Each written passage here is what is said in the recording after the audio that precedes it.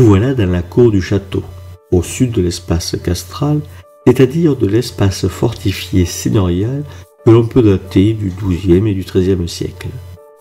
C'est le rempart incurvé, percé d'une porte, que vous pouvez voir en face de la maison de Diane de Poitiers, que vous reconnaîtrez aux 4 fenêtres en meneaux. Ce premier rempart existe sans doute encore au XVIe siècle, mais il était doublé par une seconde enceinte au XIVe siècle, comme vous le savez sans doute maintenant.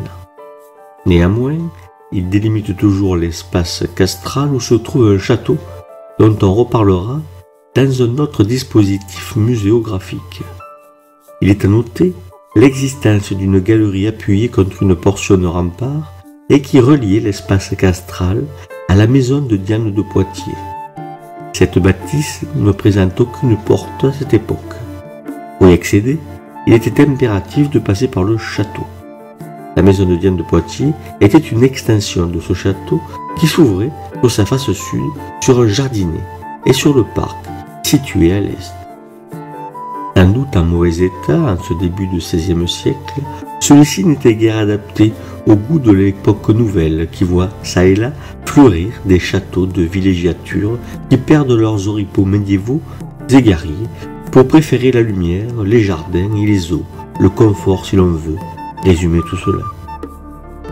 Au-dessus de la galerie, fichée, dans la portion orientale du rempart, vous pouvez encore voir des marches appartenant à l'escalier qui menait au chemin de ronde.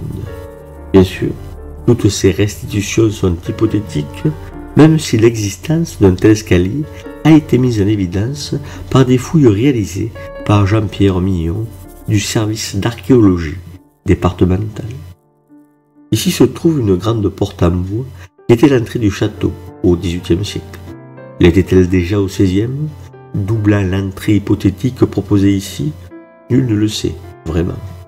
Elle existe d'ailleurs encore aujourd'hui, et vous l'avez passée en venant ici, car elle encadre le seul et unique passage pour accéder à cette partie du village qui a conservé son caractère de réduit défensif.